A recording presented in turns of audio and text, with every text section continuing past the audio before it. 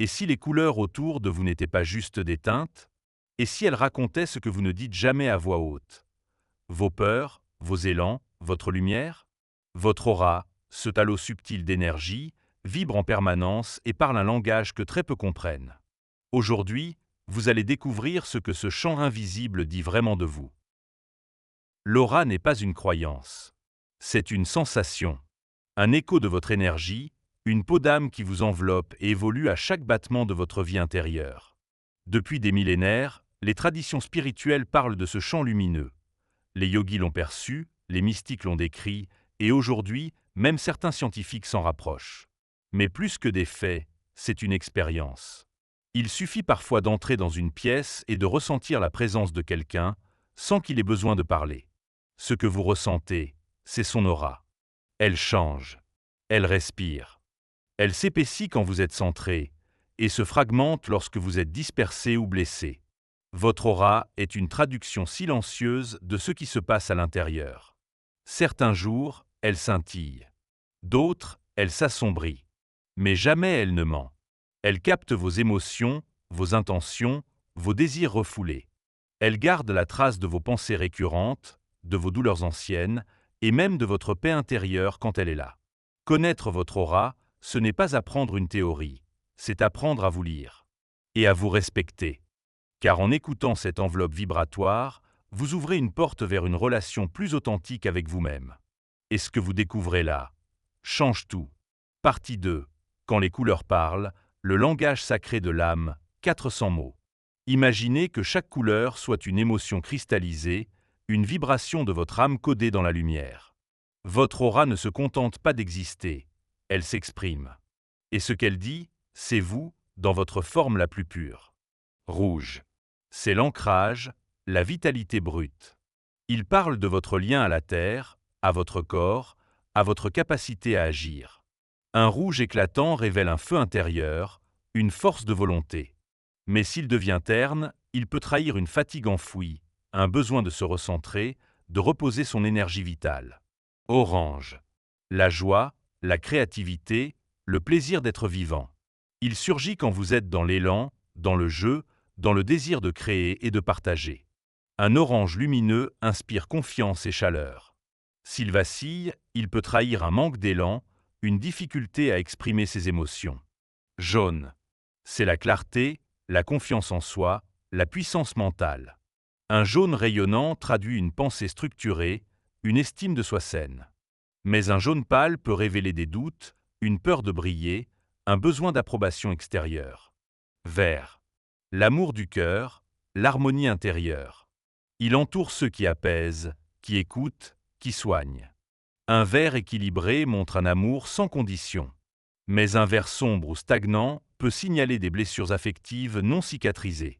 Bleu. La communication, l'authenticité, la vérité intérieure. Un bleu limpide parle d'un être aligné entre ce qu'il pense, ce qu'il ressent et ce qu'il exprime. Si le bleu devient trouble, cela peut refléter une difficulté à dire ce que l'on porte, à se montrer tel que l'on est. Indigo. L'intuition, la vision profonde. Il colore l'aura de ceux qui perçoivent au-delà des mots, qui sentent sans voir. Il révèle une connexion à l'invisible, à la sagesse intérieure. Violet. La transformation, l'élévation spirituelle. C'est la couleur de ceux qui ont traversé, compris, transcendé. Un violet stable est souvent le signe d'un détachement serein, d'une conscience élargie. Ces couleurs ne sont pas figées. Elles respirent. Elles dansent. Elles changent à mesure que vous changez. Et si vous appreniez à les écouter, peut-être entendriez-vous enfin ce que votre âme essaie de vous dire depuis toujours. Toutes les couleurs ne disent pas la même chose, même quand elles semblent identiques. Il y a le rouge vif, éclatant, presque incandescent. Et il y a le rouge éteint, poussiéreux, qui semble retenir son souffle. L'un dit l'élan, l'autre l'épuisement. La nuance fait toute la différence. Une aura ne parle jamais en couleurs simples. Elle chuchote à travers les dégradés, les intensités, les textures subtiles. Et dans ces subtilités, se cache souvent la vérité. Une teinte claire peut montrer une énergie légère, joyeuse, mais aussi instable, presque éphémère. Une teinte sombre peut révéler une profondeur intérieure ou un poids émotionnel mal digéré. L'intensité raconte l'état d'âme du moment. Une couleur très saturée, presque trop vive, peut être le signe d'une énergie débordante, parfois déséquilibrée. Une aura trop brillante peut masquer un besoin de validation. Une aura plus douce peut témoigner d'une sérénité véritable, d'un équilibre silencieux. Et puis, il y a les mélanges. Un turquoise peut trahir une sensibilité exacerbée, une connexion émotionnelle forte, parfois confuse. Le magenta parle souvent d'amour inconditionnel, mêlé à une recherche de transformation profonde. L'or, lui, apparaît rarement, mais quand il est là, c'est souvent signe d'une sagesse rayonnante, d'une lumière intérieure qui ne demande plus à être prouvée. Les auras les plus complexes ne sont pas les plus belles, ce sont celles qui racontent une histoire. Plusieurs couleurs qui cohabitent, parfois en tension, parfois en fusion. Ces combinaisons révèlent l'état énergétique du moment. Vous êtes peut-être en transition entre deux versions de vous-même. Vous êtes peut-être dans un processus de guérison ou dans une phase d'expansion rapide. Rien n'est figé. L'aura est comme un ciel intérieur. Parfois limpide, parfois orageux. Et chaque nuance porte un message, pour peu que vous preniez le temps de l'écouter. Lire une aura, ce n'est pas voir avec les yeux. C'est ressentir avec l'attention. Il n'est pas nécessaire d'avoir un don. Seulement une présence. Une curiosité sincère. Et un peu de silence. Commencez par vous poser. Fermez les yeux. Respirez. Observez ce que vous ressentez autour de vous, sans analyser. Peut-être percevrez-vous une chaleur, une pulsation, une pression légère autour de vos mains. Ce n'est pas votre imagination. C'est déjà l'énergie. Une des méthodes les plus simples est celle de la vision périphérique. Placez votre main devant un fond clair, puis fixez un point à côté. Ne bougez pas, laissez vos yeux se détendre, presque flous. Un léger halo peut apparaître autour de vos doigts. Ce n'est pas un jeu d'optique. C'est un début de perception. Il existe aussi l'écoute intérieure. Demandez-vous, qu'est-ce que je ressens face à cette personne? Sans jugement. Juste une impression. Parfois diffuse, parfois très nette. Mais au-delà des techniques, c'est la régularité qui ouvre les portes. Tenir un journal, noter ses ressentis, observer comment ils évoluent, est aussi précieux que n'importe quelle lecture visuelle. Lire une aura, c'est comme écouter quelqu'un dans le noir. On perçoit autrement, plus lentement, plus profondément. Et puis il y a l'autre. Sa vibration, sa densité, son souffle énergétique. Vous sentez parfois que quelqu'un est fatigué, nerveux ou apaisant, sans un mot échangé. C'est l'aura qui vous parle. Mais l'aura ne se laisse pas capturer. Elle se dévoile à qui s'approche sans volonté de contrôle. Elle se révèle à ceux qui acceptent de ne pas tout comprendre tout de suite. Chaque lecture est une rencontre. Une rencontre avec soi. Une rencontre avec le vivant. Et plus vous pratiquerez, plus cette sensibilité deviendra naturelle. Lire une aura, c'est avant tout s'accorder à l'invisible. Votre aura n'est pas figée. Elle évolue avec vous. Elle se transforme au rythme de vos pensées, de vos choix, de vos silences aussi. Tout ce que vous nourrissez à l'intérieur se reflète à l'extérieur. Lorsque vous méditez, votre aura s'apaise, devient plus claire. Quand vous respirez profondément, vous laissez circuler l'énergie.